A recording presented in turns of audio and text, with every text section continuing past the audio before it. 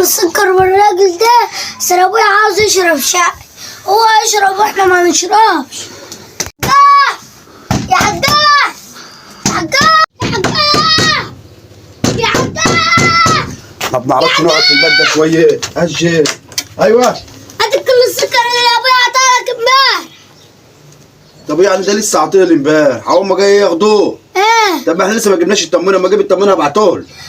هو انت هتضرب واحنا ما نشرب؟ يا عم اول ما اجيبها هبعتهولك. لا. لا ايه؟ انت بس قول لابوك الحاج احمد بيقول لك اما اجيب التموينه هبعتهولك. لا. حول ولا قوه الا بالله. يا عم روح ما تتكلمش زي ابوك كده.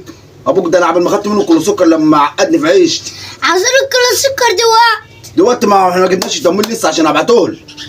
ما هتجيبش. لو ما هتجيبش كل سكر انا هفضحك في الشارع. تفضحني في الشارع؟ تفضحني في الشارع عشان كل سكر؟ يا عم توكل على الله، سيبنا في حال. لا. لا حول ولا قوه الا بالله. يا عم روح توكل على الله. لا.